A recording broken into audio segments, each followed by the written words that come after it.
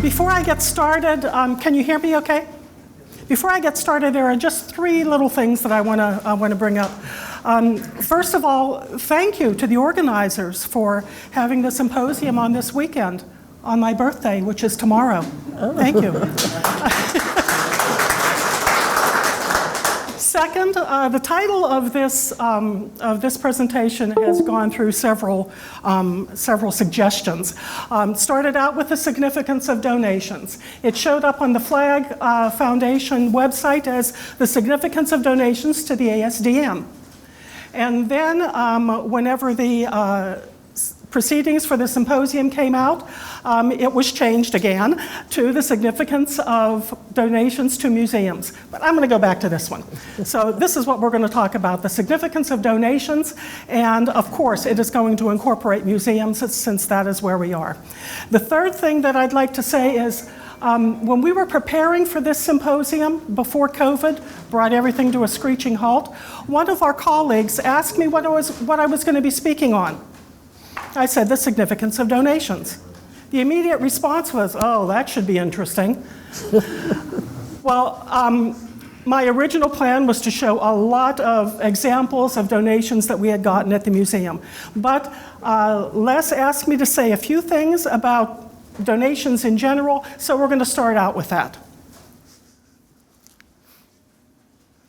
So first of all, a couple of definitions.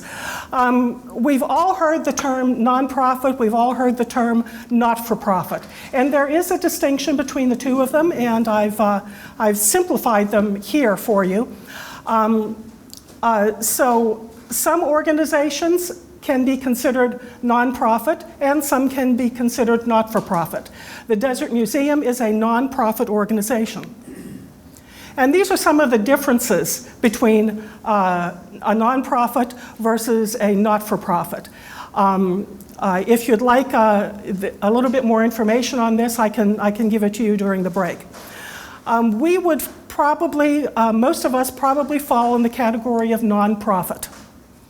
We're science-related, we're educational, we're research, as opposed to smaller organizations like clubs. The Tucson Gem and Mineral Society is an exception. Not only is it a not-for-profit, but it's also considered a nonprofit. And a lot of these things can be interchangeable. In other words, if you look at this first comment, all apples are fruits, but not all fruits are apples. That makes sense. So when it comes to nonprofits versus not-for-profit, a nonprofit can also be considered a not-for-profit, but there's no way that a not-for-profit organization can consider itself a nonprofit. In some cases, they're one and the same, and in other cases, they're not. I've had Les recreate Form 8283 in the proceedings. And this is probably a form that's common to a lot of you, that a lot of you are familiar with. If you look at the first page of that form, the two things that are probably most significant when it comes to donating would be Section A and Section B, where it describes what your responsibilities are whenever you make a donation. In some cases, if you have a donation that exceeds $5,000 and you want to report that to the IRS, you must have an official professional appraisal of it. If you have a donation that's more than $5,000 that you don't want to report, that's up to you. That's up to you. We received a significant donation to our mineral sales stock a couple of years ago. And while the gentleman's value on that donation exceeded anything that we had ever gotten at the museum, he chose not to report it. He gave it to us free and clear. But because the museum has to account for all of their donations, we had to put a value on it. So we made it less than $5,000 so that the IRS wouldn't be concerned about it.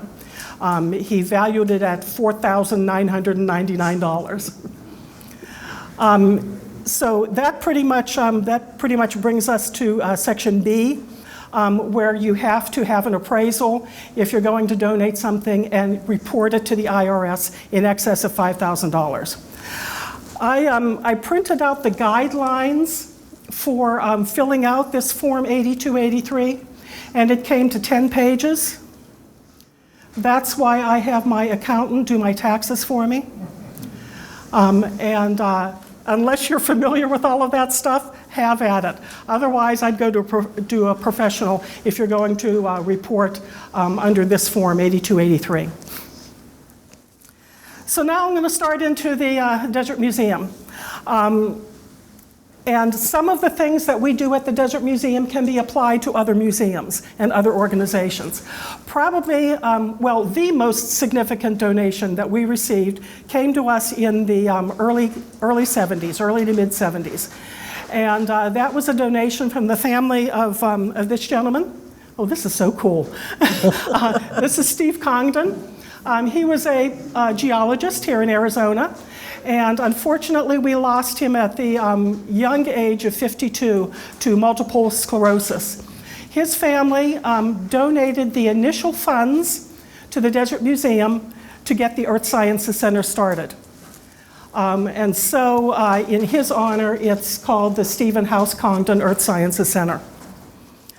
They then, after the caves were built, they were dedicated to Steve, open to the public. We started working on the exhibit halls.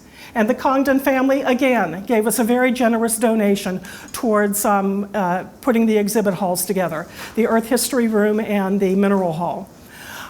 Much of the contributions and donations for those exhibit halls came from the mining companies, especially in the Mineral Hall. So we are very grateful to the mining companies here in the Southwest that have supported us and that have continued to donate to us, even to this day. At one time when I was working full-time at the museum, the mining companies told me, you bring the truck, Anna, and we'll fill it. And San Manuel did that for us one time. We took a 5-ton truck up to the San Manuel mine. And they filled it with rock that we used on the mine dump, that we used for decorator purposes. They also gave us some timbers that they had retrieved from the underground mine. The Bisbee mines have also been very generous to us, supporting us with lagging for our 20-foot-long mine tunnel, as well as supporting us in some of our trips that we've taken down into Bisbee. So we're really grateful to Bisbee as well. This gentleman, most of you might be familiar with Ruki Jelks. We can thank him for the initial donation of minerals to the permanent mineral collection. What he donated to us in the early 70s to mid 70s became the core of the Desert Museum's mineral collection. Many of those specimens are still in our collection, and we can attribute that to this gentleman. An example of some of the things that we got through him, the bedoite. Probably the largest and the best known type specimen from the type locality. You'll see this a little bit later on whenever we talk about Richard Bedeau. This Bagdad specimen, I don't know if Barbara has this in her talk, so you'll be seeing this a little bit later on. And you might want to note too, let me back up, the catalog numbers. Very early, bedoite was the #1 catalog specimen in our collection. This is #2. So a lot of Ruki's contributions to the permanent mineral collection are very early in the cataloging process. This Bisbee pseudomorph, malachite after azurite, again, another early specimen, and I'm going to need your help on this. This was donated or loaned to the U of A Museum when they did their Arizona Collectors exhibit, and this is back in 2014. Unfortunately, we didn't get this back. and we don't know what happened to it. It was only one specimen that we loaned, so we suspect that whenever the exhibit was dismantled, that one specimen maybe had gotten packed in with somebody else's. So we're still looking for this specimen. So if you know anything about it, if you've seen it, we would really like it back. And I would really like to thank the people that are obviously taking such good care of it over the last 7 years. So this is a Desert Museum specimen, and we just need to get it back into the collection. Not only did Ruki donate Arizona specimens, but he also contributed a lot of specimens from the San Francisco mine outside of Cucurupe in Sonora, Mexico. And this has been a specimen that's been pictured many times. It's on permanent display in our mineral hall. And again, a number 25. Note that catalog number. Boleite. Whenever Don Pedro Mayu and Pierre Barriand were working at the in the Bolea district, they brought out a lot of boleites, pseudoboleites, cumengites, some of which I saw in the museum, really beautiful examples. Ruki happened to get a hold of some of those, and he donated them to the museum. This is a pyrite from Huaypac, Sonora, and it was photographed on a mirror, so that's why you're seeing the mirror image of it. And grahamite, of all things. Ruki donated this piece, and actually what his label focused on was the cuprite. There was no mention of the grahamite. I believe the original label said cuprite on conolite, and you can see a little hint of blue there that he thought was conolite. I brought in Jeff Scoville and Monica Graeme to photograph some of our mineral specimens back in the 90s. And Monica looked at this specimen and she said, "I think that's grahamite." So, I just kind of shrugged, and I said, "Well, why don't you take it home and show it to Dick and, see what he thinks." And of course, he recognized it as grahamite. And I also sent some crumbs in to Shirley Wetmore at the university, and she analyzed it and also confirmed it as grahamite. I was surprised and thankful that I got the specimen back from Dick. It had been a running joke with us, yeah, you've got the type specimen, you collected that, you've got the type specimen, but ours is bigger than yours. Richard Bideau, Dick Bideau, was another very strong contributor and supporter of the mineral collection at the Desert Museum. When he took over his father's shop and then eventually closed it down, we got a lot of specimens from him. It wasn't unusual for Dick to come out to the museum, would pull a couple of chairs into the vault, and he'd talk about the minerals that he donated. One of them is pictured in the proceedings, that cerussite that's on the first page of my abstract came from Dick.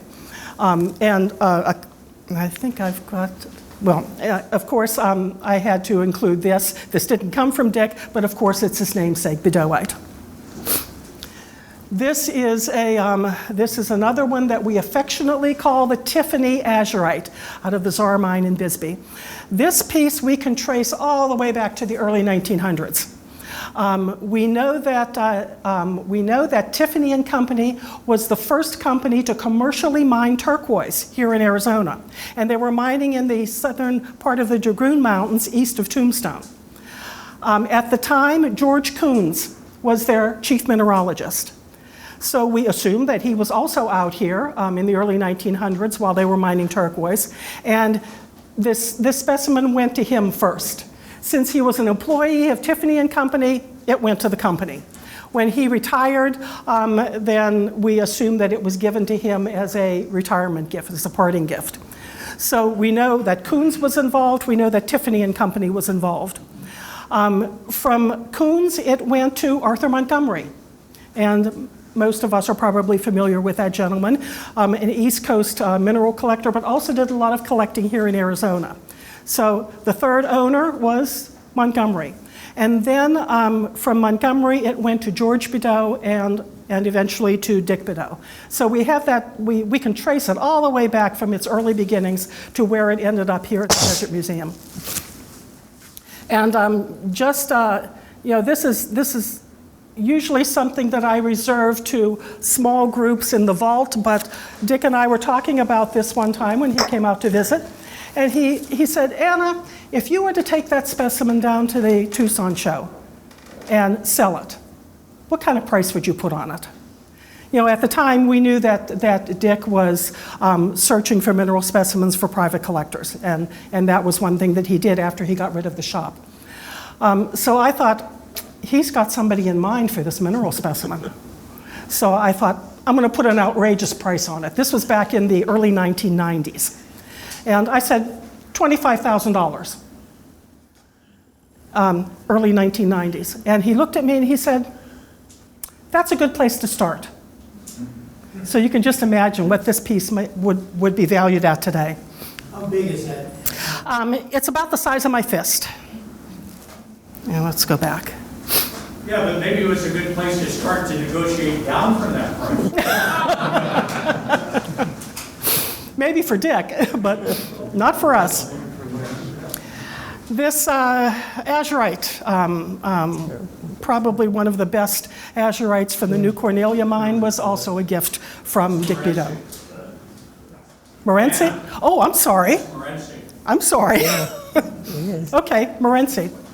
Cross off New Cornelia. That's correct. It would be a fabulous azurite from all. And this is the cerussite that's pictured in my abstract. Another conversation with Dick centered around this piece. And Anna, would you consider taking all of that magnesium, that black coating off the cerussites to expose the cerussites? The largest crystal is maybe about an inch and a half. And I said, probably not. I'd probably leave it as is. And very grateful to Dick, he said, that's a good answer, Anna. So this was one of his favorite pieces as well. Art Rowe. I spoke about Art's contributions and work at the Desert Museum. I believe it was 2019 that I did that for this symposium.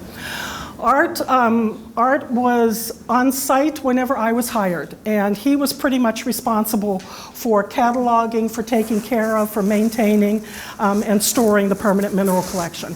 He's kneeling here in the vault. The original vault had these metal, steel shelving units. So everything that we had went on these shelves, and it was Art's job to sort everything out. Art Roweite, I wanted to include that. We got this specimen a few years ago. It's a co-type from the type locality. In the process of upgrading the vault, we got a generous contribution from the Tucson Gem and Mineral Society, and they provided us with the cabinets that you see Art looking into, and all of the boxes back here held mineral specimens that would eventually be incorporated into the collection. And this is what the vault looks like today. All of the woodwork was done in-house by one of our maintenance guys. So this is what we're looking at today. Art was responsible for starting our MICROMOUNT collection. He was responsible for at least Marvin Deschler's and Edna Andreg's collections, and note the number of specimens in both of these collections. These came in as a result of Art's work. Because of those donations and because the fact that Art brought MICROMOUNTs into the forefront, we received several other significant MICROMOUNT donations. In fact, we have one waiting for us over in California that was donated to us pre-COVID, and we just haven't had the opportunity to get back to it. And that's Gene Reynolds. Gene Reynolds has been a visitor to the Tucson show for years, and a big micromounter, and he donated a portion of his collection back in 2003, and he wants to give the rest of us the rest of it to us, which amounts to several thousand mineral specimens. Some of the micromounts that Art was responsible for, he loved minerals that were impaled or included in other minerals, and this is one of his favorites. Another thing that Art was responsible for was photographing, starting to photograph our micromount collection, which eventually led into photographing the rest of the other portions of the collection. Conocalcite from Baghdad.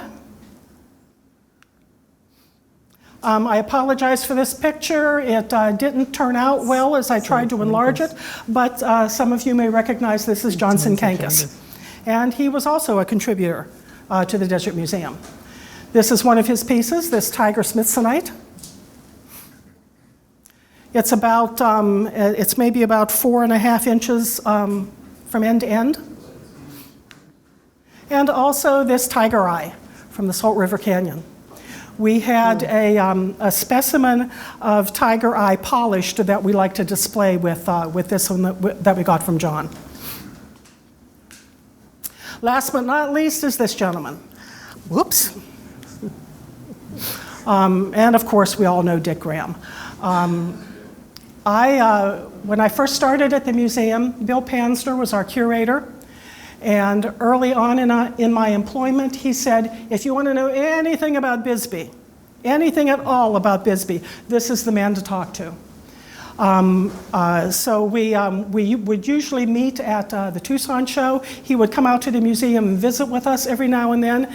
And he even introduced me to some techniques for collecting.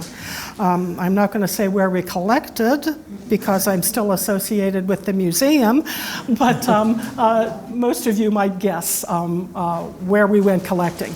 And that also included the Graeme boys, Doug and Rich. And of course, Graemite. Even though it was donated by Rookie, I had to include it as Dick's namesake. And this piece is maybe about an inch tall. Chalcoalumite from the Lavender Pit was a donation from Dick. We have several other donations from him that unfortunately are on permanent display at the Desert Museum. Hopefully I'm going to pull those and we'll contribute a Graeme case at the Tucson show next year. The permanent mineral collection wasn't the only part of the Earth Sciences Center and the Desert Museum that received donations. All of the material that you see at our sales, if you've been to any of our sales, it's all donated material. People that are closing down their shops and want to liquidate their specimens.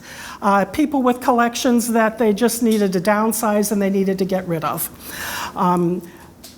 Collections like the one that I mentioned back in 2019 from the gentleman who didn't want to take a tax write-off. His donation numbered in excess of 15,000 mineral specimens, all donated. So Mineral Madness has benefited considerably from donations from mining companies as well as collectors, whether they're field collectors or private collectors, and even shops. This was what our sale looked like this year. We had it in April, and we still had a lot of the COVID guidelines and restrictions in effect. So we had it in this open air area. It's actually a picnic ramada at the western end of the museum grounds. So off the museum grounds. Most of the things that you see here are minerals that are donated. We take those donations. I get first pick. I look for things that I can incorporate it into the permanent mineral collection. And then Penny gets the rest of it. Most of it goes into our mineral sales stock. Some of it, especially the material that we get from field collectors, is ground up and it goes out on the mine dump. And I'll show you that in a few minutes. That's Penny there in the background, and her other half, Jack Wixon, who's a volunteer for us at the museum. And then, I don't know if you can recognize that gentleman right there. That's Frank Sousa. He's another one of our volunteers at the museum, and very helpful when it comes to our mineral sales. And then there's the mine dump. The boulders that you see on the mine dump originally came from the old Duval mine south of us towards Green Valley. The ore cart was also donated by the Duval company whenever they were operating. All of the material that you see here on the dump is material that we've ground up that people have given to us as donations, usually in 3 or 5 gallon buckets. One of those contributors, Stan Esbenshade, has been very helpful in helping us maintain the mine dump. Another field collector, Merritt Simmons, I believe he's still a member of the Tucson Gem and Mineral Society, is another one. Does a lot of field collecting, and he donates a lot of stuff to us. Some of it goes into the Mineral Madness, some of it goes into the permanent mineral collection, a lot of it ends up out here. Well, I'm gonna go back, and I'm gonna end with that. Any questions? Yes. Back to, I think it's the third slide of the malachite pseudomorph from Bisbee. Oh, okay. Oops. Oops. Wrong one. The one that we'd like to get back. Yeah, so my first question, are you offering a reward for it? My eternal thanks and gratefulness. Okay, so you all heard it. She now owes me her eternal gratitude and thanks. I would be eternally indebted to the person that can get this back to the Desert Museum. Okay, it's on record. So to begin with, the photograph is reversed. Yes. The specimen is still on loan from the Arizona Sonora Desert Museum. It is on display in the Arizona Mineral Gallery. It is? Yes. Oh, wonderful. Thank you. Thank you. So obviously you didn't make it that far into the museum before. So it's in the Arizona Hall? The Arizona? It's in the Arizona Hall? Yes. You need a chair. Okay. Now, after you get past the Bisbee cases, and on the right side, as you start to go towards the gem vault, there's 4 or 5 cases of Arizona mines and whatnot, and it's there. Eric, thank you for taking care of it for us. I've already warned Eric that you're going to be in his office as soon as and he's already preparing the loan agreement.